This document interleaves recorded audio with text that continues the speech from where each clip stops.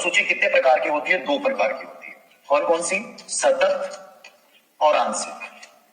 कितने प्रकार की होती है? 2 प्रकार की। सतत पूर्ण बल अनुसूची और दूसरी कौन सी होती है? आंशिक होती है। इन दोनों में से बेटर कौन सी होगी? आंशिक बढ़िया होगी। सतत का मतलब है जो लगातार दी जाती है, रुकती नहीं है, और आंशिक का मतलब जो कभी कभार दी जाती है। तो सतत और आंशिक से बेस्ट कौन सी होगी? आंशिक होगी। आंशिक के 2 प्रकार होते हैं, अनुपात और अंतराल। अनुपात और अंतराल। अनुपात और अंतराल दोनों में से बढ़िया कौन सी होगी? अनुपात होगी। अनुपात का मतलब होता है प्रतिक्रियाओं की कुल संख्या, ठीक है ना। इसमें कुल संख्या आती है। क्या आती है? कुल संख्या आती है प्रतिक्रियाओं की। और इसमें क्या आता है? समय। इसमें क्या आता है? समय। तो अनुपात और अंतराल से बढ़िया कौन होगा? अनुपात। ये दोनों किसके प्रकार है? आंशिक के प्रकार है। किसके प्रकार है? आंशिक के। फिर अनुपात के 2 प्रकार है, निश्चित अनुपात। निश्चित का मतलब होता है फिक्स, और परिवर्त्य। परिवर्त्य का मतलब होता है बदलते रहने वाला, वेरिएबल। जो बदलता रहता है। अंतराल के भी 2 प्रकार हैं, निश्चित फिक्स और परिवर्त्य। ये बदलता रहता है। पुनर्बलन अनुसूची शब्द का प्रयोग किसने किया? ये लिख सकते हैं आप साथ ही साथ। किसने किया? इसके रहने। पहला प्रश्न, इसके कितने प्रकार हैं? 2 प्रकार, सतत, आंशिक। सतत और आंशिक में से बेस्ट कौन सा है? आंशिक बेस्ट। कौन सा बेस्ट है? आंशिक। सतत का मतलब लगातार, आंशिक का मतलब कभी कभार। आंशिक के 2 प्रकार कौन से हैं? अनुपात और अंतराल। अनुपात का मतलब क्या होता है? प्रतिक्रियाओं की संख्या या प्रतिशत। प्रतिक्रियाओं की संख्या या प्रतिशत, ये अनुपात। अंतराल का मतलब क्या होता है? समय, टाइम। अनुपात के कितने प्रकार हैं? 2। कौन से? निश्चित अनुपात, परिवर्त्य अनुपात। निश्चित का मतलब क्या है?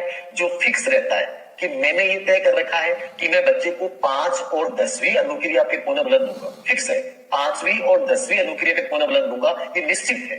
परिवर्त्य का मतलब मैं कभी दूसरी पे, कभी 5वीं पे, कभी 7वीं पुनर्बलन देता हूं। मतलब जब बदलता रहता है तो ये परिवर्त्य है।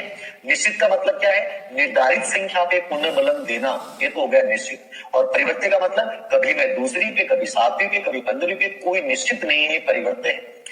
निश्चित अंतराल का मतलब क्या है? निर्धारित समय पर, 1 महीने बाद, 6 महीने बाद, 1 साल बाद, 10 मिनट बाद, फिक्स टाइम है मेरा।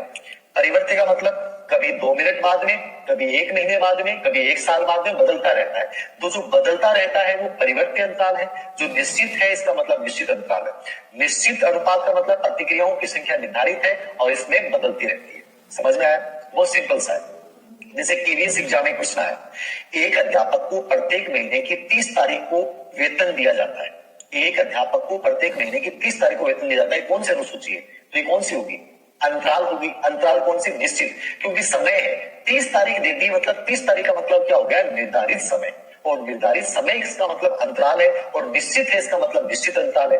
यदि उसमें ये लिखा होता कभी 10 तारीख, कभी 15 तारीख, तो क्या होता? परिवर्त्य अंतराल। यदि उसमें लिखा होता कि 60% परीक्षा परिणाम के आधार पे वेतन दिया जाता है, तो क्या होता? निश्चित अनुपात। यदि उसमें लिखा होता कभी 60 पे, कभी 70 पे, कभी 80% रिजल्ट पे। पुनः इंपोर्टेंट पार्ट है, पुनर्बलन अनुसूची के प्रकार सतत और आंशिक, अनुपात और अंतराल। अनुपात में संख्या, अंतराल में समय।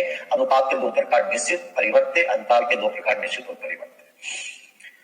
बाद में देखोगे सर रिकॉर्डेड क्लास, निश्चित रूप से कभी भी देख सकते हो आप। रिकॉर्डेड में भी डाल रखे हैं वीडियो सेम टू सेम, और यहाँ भी देख सकते हो। सीटेट का आइडिया नहीं है। अध्यापक वाला उदाहरण लिखवा दीजिए। अध्यापक वाला उदाहरण यही है, एक अध्यापक को प्रत्येक महीने की 30 तारीख को वेतन दिया जाता है। एक अध्यापक को प्रत्येक महीने की 30 तारीख को वेतन दिया जाता है। तो 30 तारीख क्या होगी? निश्चित अंतराल होगी। एक अध्यापक को प्रत्येक महीने की 30 तारीख को वेतन दिया जाता है, तो निश्चित अंतराल होगा। ये याद रखना।